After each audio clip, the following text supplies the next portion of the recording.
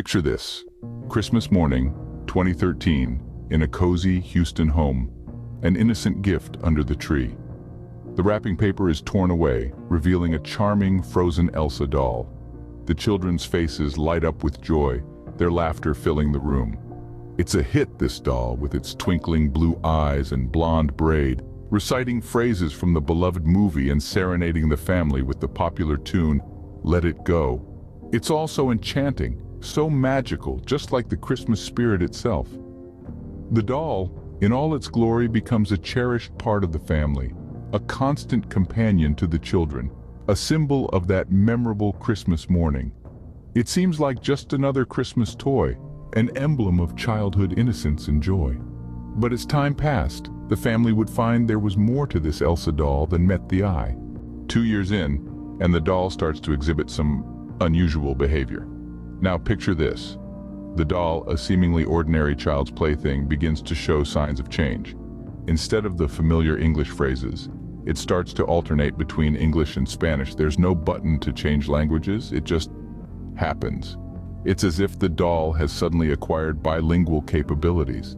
Imagine the surprise on the faces of the family members, the puzzled looks exchanged over breakfast, the confused shrugs as they try to understand this unexpected twist. A defect, they think. It must be some sort of manufacturer's error, a mix-up at the factory perhaps. They're bemused, but not overly concerned. After all, it's just a doll, right? It's not like it's alive. So they dismiss the Spanish utterances as a quirky product glitch, something to laugh about during family gatherings. The children find it amusing, a new element to their play. It becomes a family joke, this Elsa doll with a mind of its own. But then, things take a turn for the bizarre. The doll starts to speak and sing even when its switch is turned off. The family has owned the doll for over 6 years and they've never changed its batteries. Yet, here it is, belting out "Let It Go" at the most unexpected moments, its voice echoing through the quiet house. The family can't shake off the unease this time. There's something unsettling about the doll's spontaneous performances, something that makes the hairs at the back of their necks stand up. A chill runs through the room every time the doll breaks into song or speech, a cold reminder that something is not quite right.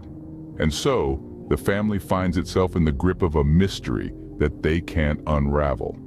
A doll that talks and sings without prompting, that switches languages without a known trigger, and continues to function without a battery change in over half a decade. Little did they know, the strange events were just beginning. 6 years in, and the Elsa doll is no longer just a toy. As time went on, the doll started to exhibit peculiar behavior. It began to sing and speak on its own, even when its switch was turned off. Now you'd probably think, oh, it's just a glitch in the system. But remember, the family had never changed the doll's batteries in all these years, yet it seemed to be more alive than ever. The Madonia family was in a state of unease. A toy they had in their house, a doll their children played with, was now causing them to lose sleep. Every time the doll would burst into song or switch languages unpredictably, a chill would run down their spines. It was as if the doll was no longer just a plaything, but an entity with its own will. It was as if the doll had taken control. The family started to feel afraid of a toy.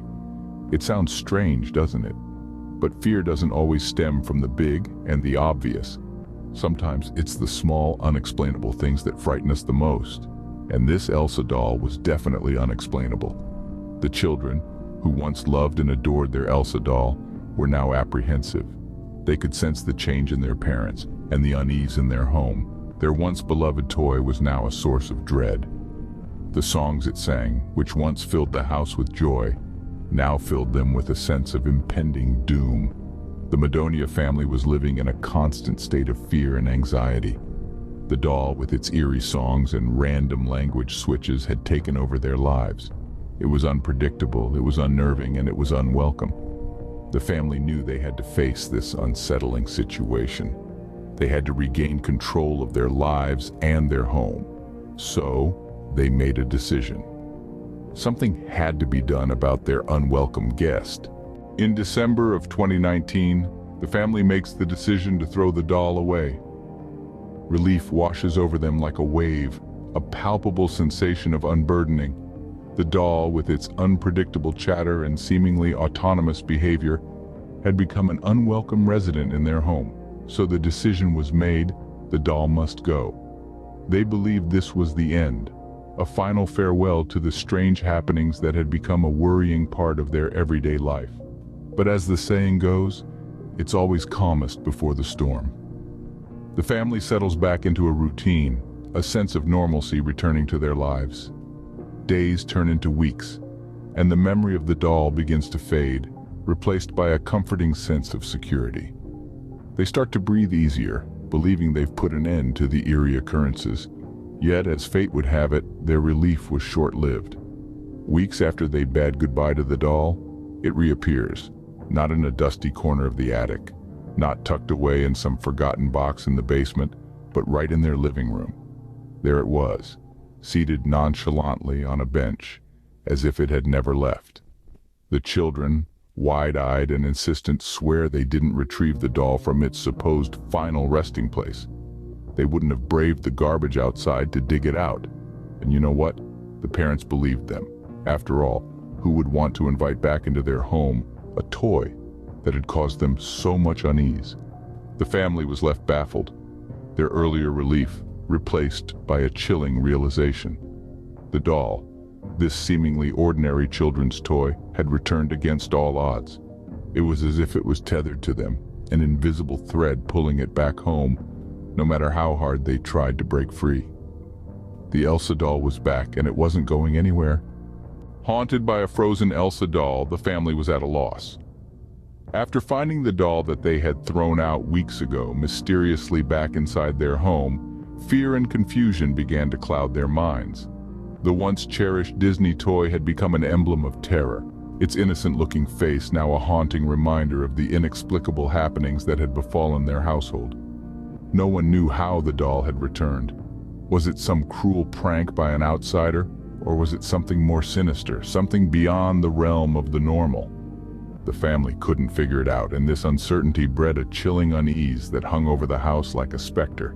Each creak in the night, each flicker of a light now brought with it a heightened sense of dread. The family's life had become a twisted game of waiting for the next strange occurrence, waiting for the doll to break into song, waiting for it to switch languages. Every moment in their own home had turned into a nerve-wracking suspense scene. The once warm and comforting walls of their home now seemed cold and threatening, each room potentially hiding the Elsa doll, waiting for the perfect moment to strike terror once again. The children who had once adored the doll now refused to go near it. Nightmares plagued their sleep, and the once joyful sounds of laughter were replaced by hushed whispers and fearful glances. The parents, too, were deeply affected, their minds constantly preoccupied with the doll and its next move. Living in constant unease, the family found themselves trapped in a real-life horror movie, their everyday a new chapter in a spine-chilling saga. The doll had not just haunted their home but their lives, turning their normal, peaceful existence into a living nightmare. In this Houston home, a frozen Elsa doll turned a normal family's life into a real-life horror movie. The doll, still in their possession, continues to be a chilling reminder of the mysterious and the unexplained, a testament to the power of the unknown. This is the story of a seemingly innocent doll that turned a family's life upside down. As we reflect on the eerie chain of events that unfolded, the mystery deepens and the horror intensifies. What began as a delightful Christmas gift in 2013, an Elsa doll, soon evolved into a household nightmare. The doll's transition from singing in English to alternating between English and Spanish, the random activation of its voice, even when switched off, and the inexplicable reappearance after disposal, all paint a picture of a disconcerting situation that defies explanation. Imagine finding yourself in such a predicament. What steps would you take? Would you attempt to discard it again, seek professional help, or perhaps try to communicate with it? Such an experience certainly challenges our understanding of the world and the things within it. Remember, not all toys are as innocent as they seem. Stay vigilant and keep an eye on your Elsa dolls. I awoke to the sterile quiet of a hospital room. The cold, clinical scent of antiseptic filled my nostrils. An unfamiliar chill traced my spine, a frosty whisper of reality as I lay there, bewildered, on a bed too stiff to be my own. My mind, once a bustling metropolis of thoughts, was now a deserted ghost town, shrouded in a dense fog of confusion. No memory of how I arrived in this strange, unwelcoming place, no recollection of the events that led to this unexpected awakening. The room, albeit sterile, seemed to hold an air of uncanny familiarity. With each blink, my eyes adjusted to the harsh, unflattering light, revealing the room in all its cold, clinical glory. The walls, washed in a disheartening shade of pale green, stood silent witness to my disorientation. An array of monitors stood guard by my bedside, their constant rhythmic hum offering a semblance of life in this otherwise lifeless space. I strained my ears, hoping to catch the comforting sounds of a bustling hospital, the distant murmur of conversations, the soft patter of footsteps, the reassuring rhythm of routine. But all I was met with was an eerie silence, a void so profound it was almost deafening. It was as if the hospital itself had drawn a deep breath and held it, creating an unsettling stillness that seemed to echo my own heartbeat. The realization hit me then, like a jolt of electricity, sending a wave of cold dread coursing through my veins. I was alone, utterly, terrifyingly alone. The thought echoed in my mind, bouncing off the walls of my consciousness, growing louder with each passing second. A hospital, a place once teeming with life and activity, now stood as a chilling monument to solitude. A place meant to heal had turned into a labyrinth of fear and uncertainty. The humdrum of the monitors, the antiseptic scent, the unforgiving light, all these were bearable. But the silence, the absence of footsteps, the lack of distant conversations, that's what frightened me the most. As I lay there trying to make sense of my situation, fragments of my past began to surface. It was like trying to catch smoke with my bare hands, elusive and fleeting. Images flickered in my mind, distorted and out of focus. The screeching sound of tires skidding, the blinding flash of headlights, a thunderous crash. A car accident? Was I in a car accident? Another memory emerged from the fog of my mind. A figure, faceless and indistinct, shrouded in darkness. It stood in the shadows, looming and ominous. Was it a friend, an enemy, or perhaps a figment of my imagination, a phantom born from my confusion and fear? Then there was the dark alley. It was a narrow, constricting passage, its walls closing in. The echo of footsteps, my own perhaps, filled the space, bouncing off the cold, damp bricks. The stench of decay hung heavy in the air, a grim reminder of forgotten memories buried deep within. As these fragments surfaced, they left me more bewildered than before. Each memory was like a piece of a jigsaw puzzle, but the picture they formed was far from complete. The gaps were wide and many, the narrative disjointed and chaotic. It was a frustrating, terrifying ordeal, like trying to navigate through a maze in pitch darkness. Fear gnawed at my insides, a relentless beast that refused to be silenced. I was a prisoner in my own mind, trapped in the labyrinth of my forgotten past. The sterile silence of the hospital room seemed to amplify the turmoil within me, a stark contrast to the storm that raged in my head. But the more I remembered, the more I wished I could forget. The memories, or what little I could recall, were a chilling reminder of a past I was not ready to confront. They were ghosts that haunted me, shadows that lurked in the corners of my mind, waiting to strike when I least expected. But the more I remembered, the more I wished I could forget. A chill crept up my spine, as if I wasn't alone in this desolate place. The stark silence of the sterile room was broken by the erratic rhythm of my thudding heart, its beat echoing in my ears like a distant drum. The air, once neutral and indifferent, began to feel heavy and oppressive, as though the room itself was closing in on me. A shiver traced its icy fingers down my back, and I felt the hair on my arms prick up, as though electrified by some unseen force. I could feel a presence, an invisible entity, lurking in the farthest corners of the room, hiding in the shadows that the dim, flickering light could not reach. It was as though a pair of unseen eyes were studying me, their gaze piercing through the veil of my vulnerability. The sensation was unnerving, like 1,000 spiderwebs brushing against my skin, chilling me to the bone. A sense of dread began to claw its way up from the pit of my stomach, wrapping its cold fingers around my throat, threatening to choke the very life out of me. Desperation set in, and I screamed out for help, my voice echoing through the empty corridors, bouncing off the cold, clinical walls. My pleas for assistance were met with silence, a haunting reminder of the desolate emptiness that surrounded me. I could almost hear the mocking laughter of the unseen entity, its voice a mere whisper in the wind, a chilling reminder of my solitude. It reveled in my fear, feeding off my terror, growing stronger with every beat of my panicked heart. I was trapped in this sterile prison, my only companion the unseen presence that lurked in the shadows. Every nerve in my body screamed in terror, the oppressive weight of the unseen presence crushing me, keeping me rooted to the spot. I was alone, trapped in an endless cycle of fear and despair, my only company the eerie silence and the unseen entity that reveled in my fear. I was alone, but something told me I wasn't alone at all. The past started to come back to me, not as a comforting friend, but as a dark, twisted enemy. Memories, hazy and fragmented, began to surface from the depths of my subconscious. I could see flashes of a catastrophic accident, the deafening screech of metal against metal, the blinding lights, and amidst it all, a figure, a faceless figure, shrouded in an impenetrable darkness so ominous and eerie, it sent chills down my spine. But there was something different this time. As the fog in my mind started to clear, I realized that this faceless figure, this victim, wasn't pleading for help from me. No, they were pleading for mercy. My mind recoiled, struggling to reconcile the horrific revelation. I wasn't the savior in this twisted tale, but the villain. The laughter, the cruel, malevolent laughter that echoed in my mind, it was my own. I could hear it, see it, feel it.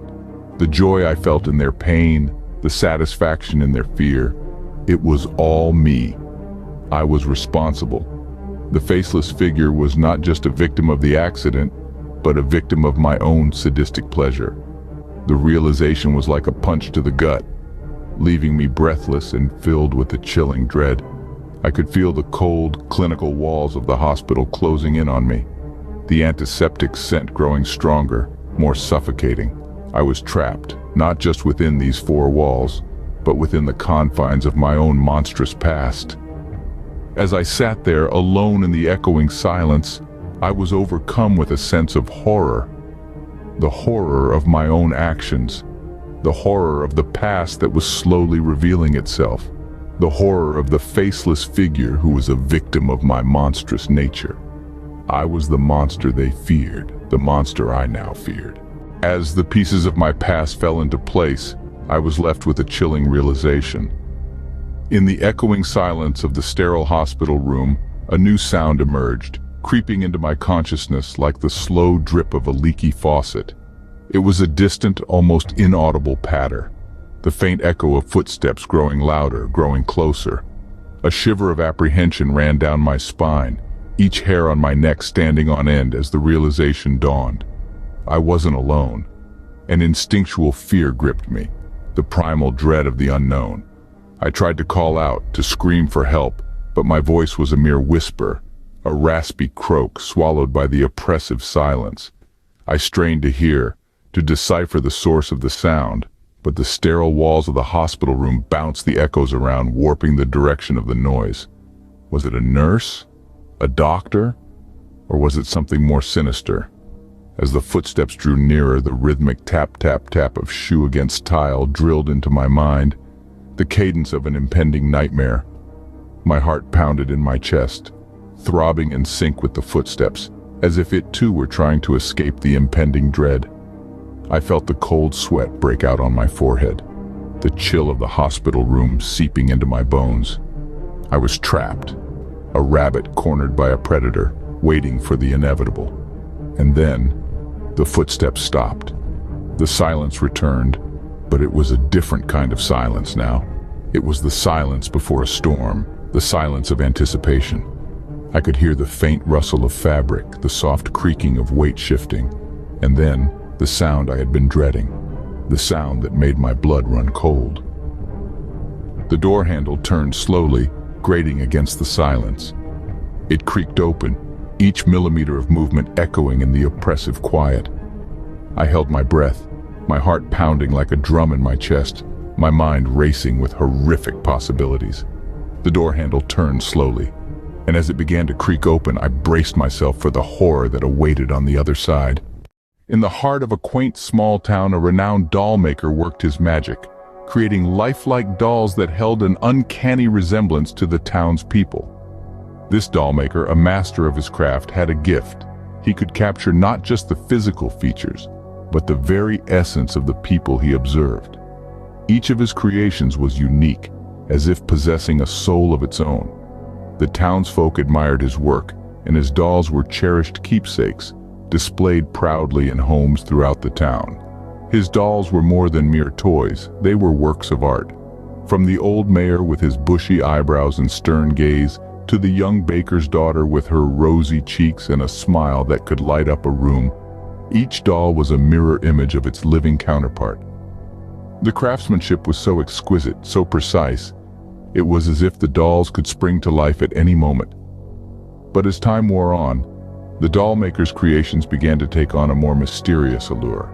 Whispers spread through the town, whispers of dolls blinking, moving, even whispering back. The laughter of children playing with their dolls was replaced by hushed tones and fearful glances. The once cherished keepsakes turned into objects of dread. It began subtly, a doll found in a different place from where it was left. A soft giggle heard in the dead of night. A cold, glassy stare that seemed to follow you around the room. But soon, the strange occurrences escalated. Doll owners woke up with scratches, heard eerie voices, saw objects moving on their own. The whole town was gripped in fear, and at the center of it all were the doll maker's creations. The doll maker, once a revered figure, was now a subject of suspicion. But he remained oblivious to the growing panic, lost in his world of creation, crafting more dolls, each more lifelike than the last. Yet, beneath the beauty of these dolls, a sinister secret was about to unravel. As the moon took its throne in the night sky, the dolls, they say, came alive. It was not a child's play, but a ghastly spectacle that unfolded each nightfall. The people of the town, once charmed by the doll maker's artistry, now trembled at the sight of their own porcelain miniatures.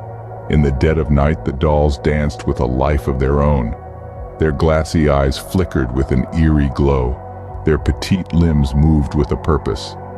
They were no longer just lifelike figures, but entities possessed by a force so malevolent it sent shivers down the spine of the bravest.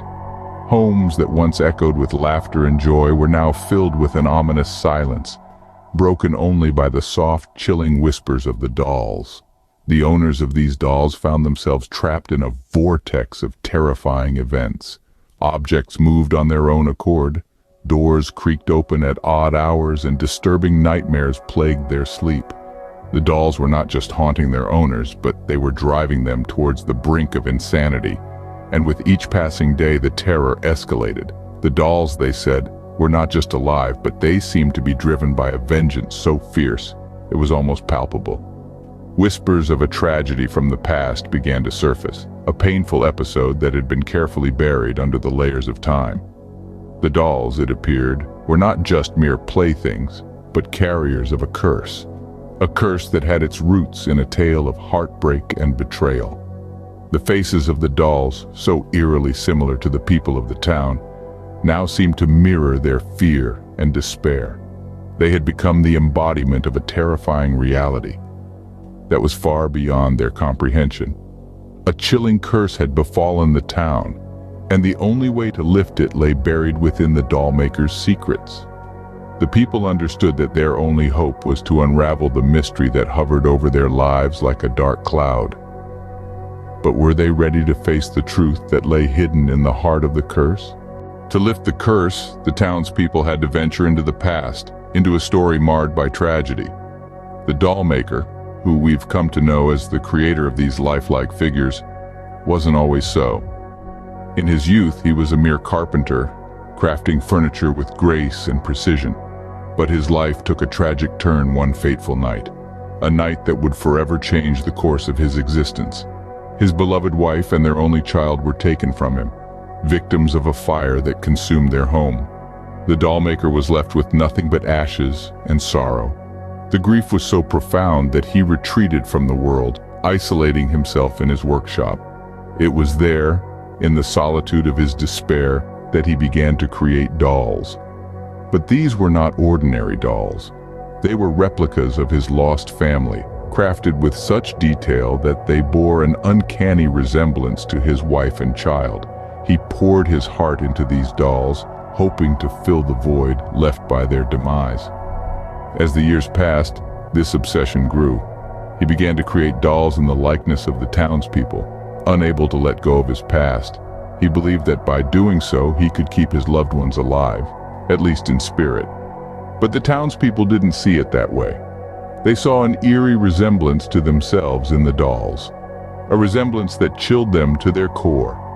Fearing the worst, they shunned the doll maker, casting him out as a pariah. In his loneliness and despair, the doll maker made a pact with a malevolent force. He asked it to breathe life into his creations every night so he wouldn't have to be alone. In return, he would let the force use the dolls as vessels to seek revenge on the townsfolk who had ostracized him. The doll maker's past was now laid bare, and with it, the key to breaking the curse. With the doll maker's dark secrets now in the open, the townspeople had a challenging task ahead. The air was thick with anticipation as they gathered, their hearts pounding with a mix of fear and determination. The revelation of the doll maker's twisted past had sent a shiver down their spines, but they knew there was no turning back. The curse had to be broken. First, they had to assemble all the dolls, each one a chilling mirror image of its human counterpart.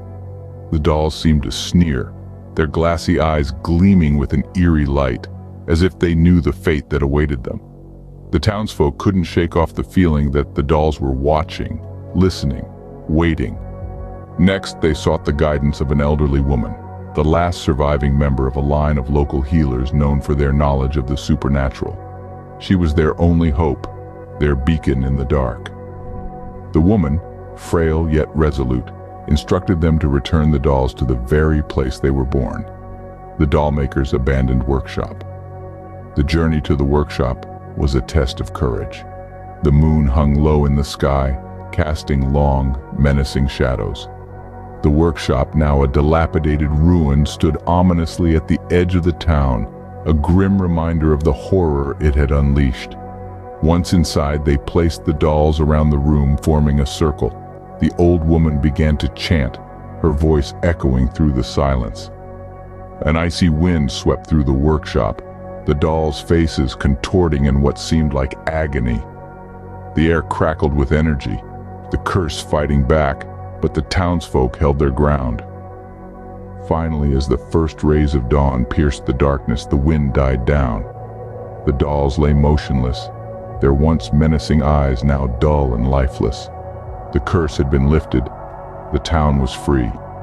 In the face of darkness, the townspeople stood united, their resolve stronger than any curse. As dawn broke, the town held its breath, waiting to see if they had conquered the curse. The air tingled with a silent hope, a hope that the nightmare of the past few weeks was finally over. The townsfolk had uncovered the doll maker's dark secrets, the tragedy that had driven him to curse the dolls, to make them come alive with a vengeance. The doll maker, once a respected figure, had become a symbol of fear and dread. His tragic past had affected not just him, but the entire town. However, in their pursuit of truth, the townsfolk had not only uncovered his secrets, but also found a way to break the curse. The town was quiet, the eerie silence of the night replaced by the tranquil serenity of the morning. The dolls, once feared, were now just dolls again. There was no movement, no eerie whispers in the night, just the lifelike dolls with their uncanny resemblance to the townsfolk. The relief was palpable. People emerged from their homes, their faces showing a mixture of relief, exhaustion, and a hint of disbelief. They had survived the curse. The dark history of their town was now in the past. The dolls, once a symbol of terror, were now a symbol of their resilience, their victory over the curse. The dollmaker's story concluded in a way he could never have anticipated. His dark secrets, once the cause of so much terror, had brought the town together. And so the dollmaker's curse was lifted, his dark secrets serving as a haunting reminder of the past. In the end, the dolls were but silent witnesses to a tale of tragedy and redemption. The town had survived, and in the process had found a new strength, a new unity. They had faced the curse and emerged victorious, the dolls serving as a constant reminder of their shared history, their shared victory.